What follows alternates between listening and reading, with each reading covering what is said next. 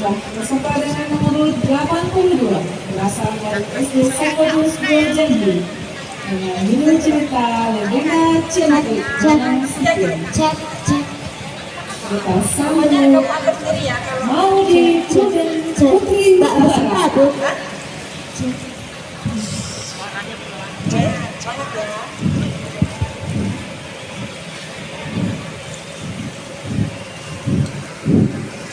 Kayu bakar, kayu bakar.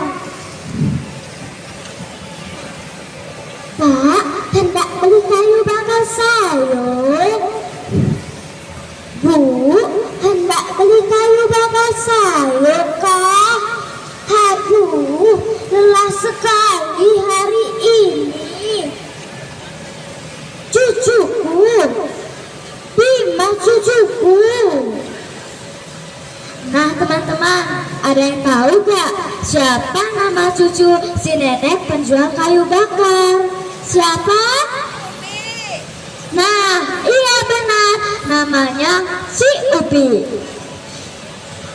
Bapak, Ibu, Dewan Juri, dan teman-teman semuanya, perkenalkan nama saya Maudi dari kelas 3 dari SD Severus 2 Kota Jambi. Hari ini Maudi mau bercerita mengenai legenda Cupi asal-muasal Danau Sipin. Alkisah tersebutlah seorang gadis yang cantik jelita di pesisir negeri Padang, berkulit putih bagaikan kapas, berambut hitam bagai sungai yang memantulkan cahaya bulan di waktu malam. Gadis itu bernama Ci Upi. Ci Upi tinggal bersama sang nenek yang sangat mencintainya.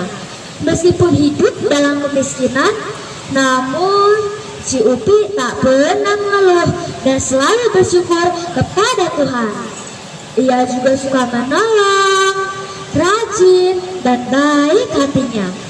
Ci Upi ingin membantu pekerjaan nenek berjualan kayu bakar, namun neneknya menolak. Cucuku, kamu di rumah saja, tidak usah ikut nenek ke pasar. Dan Cupi pun tetap membantu sang nenek, seperti bertanam dan membersihkan kebun sang nenek.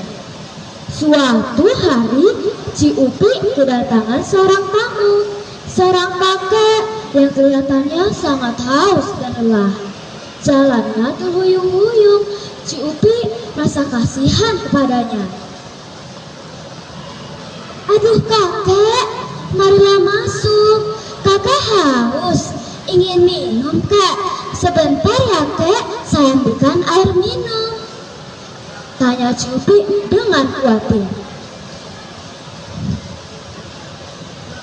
Terima kasih nak, engkau sudah menolongku. Padahal kita tidak saling kenal.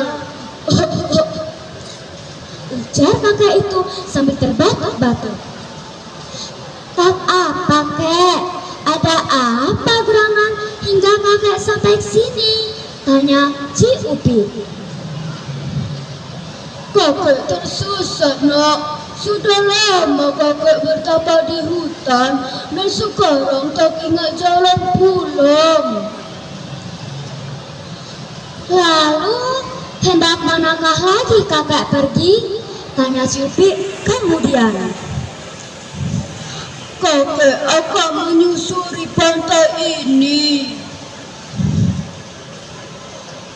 Ambillah bungkusan ini. Apa ini kek? Tanya Ci Upi sambil membuka bungkusan itu. Ternyata isinya adalah biji-bijian. Dan belum sempat Ci Upi mengucapkan terima kasih, si kakek tiba-tiba menghilang. Wus, hilang tak ada ringganya. Kemana ya kakek tadi? Dan biji-biji apa ini? Ci Upi terheran-heran. Lalu ia menyimpan biji-bijian itu di sakunya. Esoknya, si Upi dan Nenek pergi ke hutan untuk mencari kayu bakar. Ketika mereka sedang beristirahat, mereka tak menyadari ada seorang pangeran yang sedang mengamati mereka dari kejauhan. Keesokan harinya, pangeran sengaja menyamar menjadi rakyat jelata hanya ingin mengetahui lebih banyak tentang Cupi.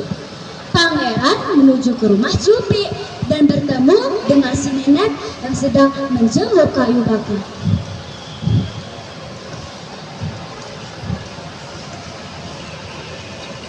"Siapa gerangan engkau, wahai pemuda?" tanya si nenek. "Saya berjangkela, Nenek. Saya tersesat karena terpisah dari rombongan berburu di dalam hutan," jelas sang pangeran. Sang nenek merasa kasihan.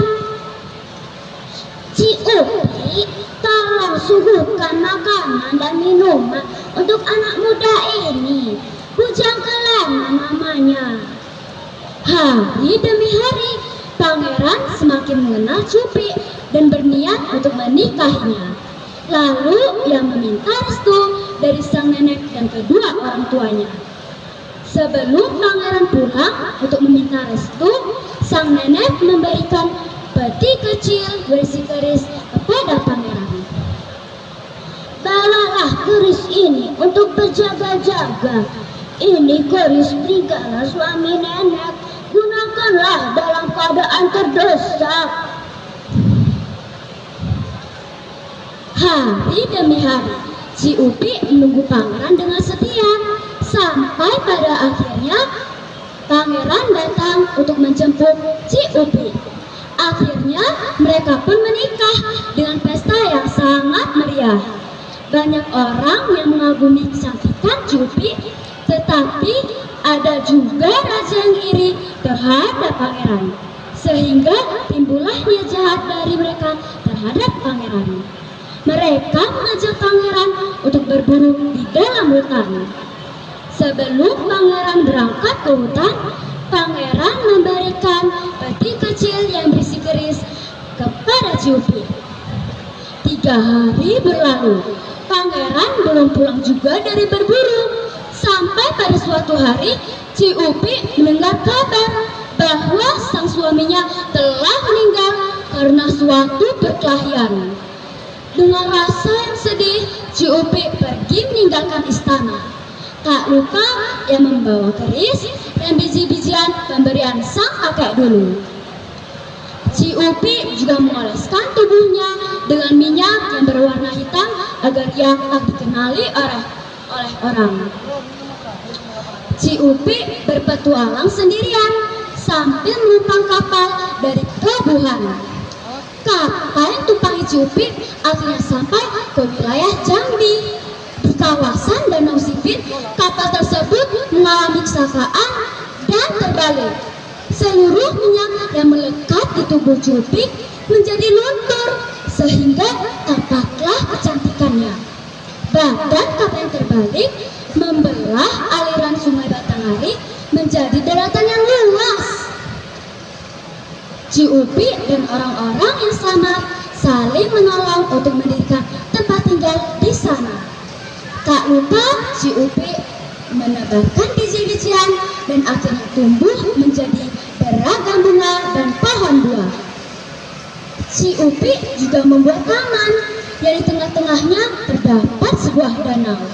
Daratan itu menjadi daratan yang ajaib, sehingga terdengarlah cerita daratan ini sampai ke telinga raja yang telah membunuh pangeran.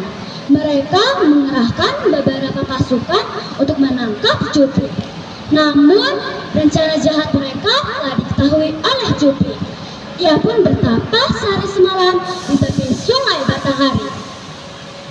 Di dalam pertapaannya itu, ia kembali bertemu dengan sang kakek yang pernah ditolongnya. "Tancapkanlah keris pusaka milikmu di tepi sungai ini. Percayalah, keris itu akan berubah menjadi seekor naga yang menjaga tempat tinggalmu." ujar sang kakek. Dan lagi-lagi kakek itu pun menghilang tanpa jejak. Wush!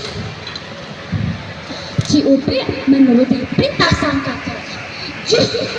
Ditancapkanlah keris pusaka itu ke tanah di tepi sungai Batanghari. Air sungai bergerak dan membentuk seekor naga yang sangat besar. Kemudian pasukan raja yang akan membunuh si Upi menginjak tepian sungai Batanghari. Konon sang naga yang sangat marah memangsa seluruh pasukan. Akhirnya si Upi dan orang-orang yang selamat hidup dengan damai di tepi danau yang bernama Danau Sipin. Nah teman-teman, pesan yang kita dapatkan dari cerita ini adalah bahwa hidup harus kita jalani dan syukuri. Jangan pernah merasa iri terhadap kelebihan yang dimiliki orang lain. Terima kasih, salam literasi.